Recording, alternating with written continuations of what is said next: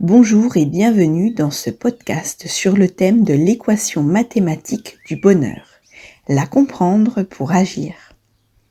Je vous propose d'explorer une formule mathématique développée dans le tome 2 de la série romanesque Le chat du Dalai Lama. Série d'ailleurs dont j'ai posté sur la chaîne YouTube ma chronique littéraire. Quelle est donc cette formule qui tente de résumer ce qui influence notre bien-être au quotidien ? Il s'agit de B égale V plus C plus A. Alors, que signifient ces trois lettres ? Et surtout, comment pouvons-nous agir concrètement pour être heureux ? Premièrement, nous allons décomposer cette équation. Commençons par en comprendre chaque élément. Alors B, c'est le bonheur. C'est ce que nous cherchons tous d'une manière ou d'une autre. V, c'est la consigne de valeur biologique. C'est la capacité innée que chacun a à être heureux en dehors des hauts et des bas de l'existence. C'est un niveau de base.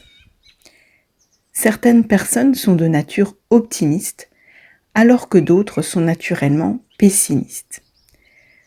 Comme on dit couramment, on peut voir le verre à moitié plein ou à moitié vide.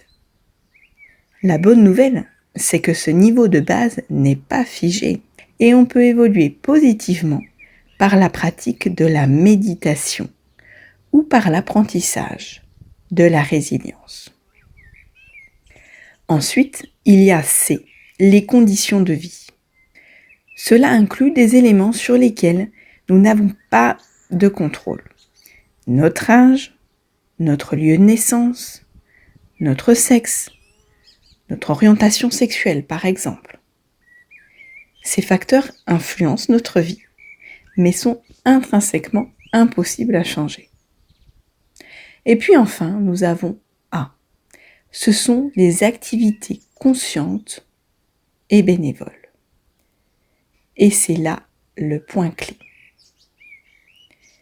Les activités conscientes bénévoles, ce sont les actions que nous choisissons de faire et qui, chose très importante, demandent un engagement actif de la conscience. Ce peut être, par exemple, jouer d'un instrument de musique, réaliser une action bénévole dans une association, créer, lire, faire du sport, explorer, s'occuper de quelqu'un ou d'un animal. Ces actions ont un impact direct sur notre bonheur. En résumé, d'après cette équation, le bonheur est le résultat de notre consigne de valeur biologique, additionné à nos conditions de vie, additionné à la pratique de nos activités conscientes. Cette équation nous livre une information essentielle. Notre bonheur dépend en partie de nous.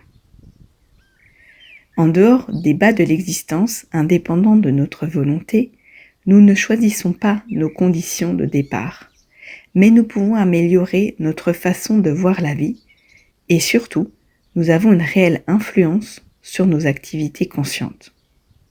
C'est là que réside notre pouvoir.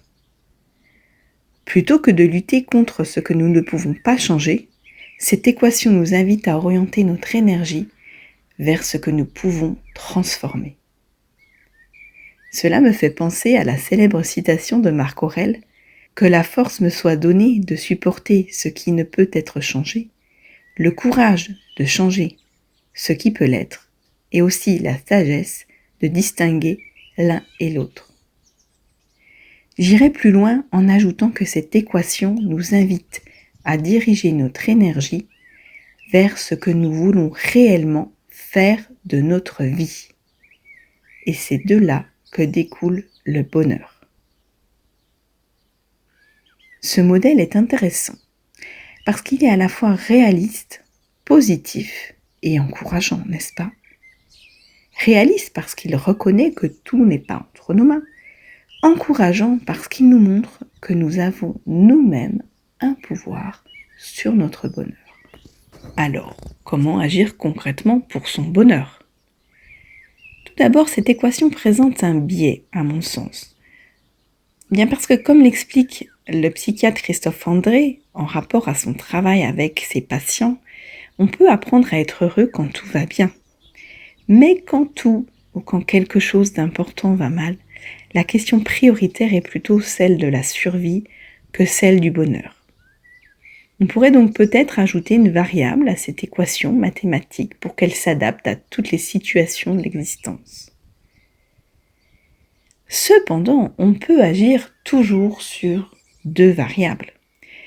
Notre niveau de base, c'est-à-dire que si l'on voit le verre à moitié plein ou à moitié vide, en tenant compte d'un biais de notre cerveau humain, le biais de la négativité, qui fait que l'on a tendance à remarquer ce qui va mal plutôt que ce qui va bien, eh bien on peut agir sur ce niveau de base. Par exemple, en listant ce qui s'est bien passé dans notre journée ou ce que l'on trouve joli autour de nous. Et puis la seconde variable sur laquelle nous avons une influence, puisqu'elle résulte en grande majorité de nos choix, ce sont nos activités conscientes et bénévoles. Il s'agit de faire des choix intentionnels, tels que pratiquer une activité qui nous fait du bien, une activité qui fait sens par rapport à nos valeurs, prendre soin de soi, prendre soin des autres, et surtout réaliser tout ceci consciemment. Prendre garde à ce que l'on appelle l'habituation hédonique, c'est-à-dire que le cerveau a tendance à s'habituer à ce qui va bien et à cesser de l'apprécier. Pratiquons donc la pleine conscience dans notre vie et aussi la gratitude. Savourons notre quotidien, y compris ce que l'on nomme injustement les petites choses. Le bonheur, finalement, pourrait être le résultat d'un apprentissage et d'une discipline quotidienne à reconnaître, à savourer et à amplifier les moments de bien-être. Et que faisons-nous une fois qu'on y parvient ? Eh bien, il reste à aider les autres à leur tour. Et c'est peut-être là le plus beau paradoxe. En cherchant à rendre les autres heureux, on renforce son propre bonheur. À bientôt sur la chaîne YouTube Joie et Sérénité.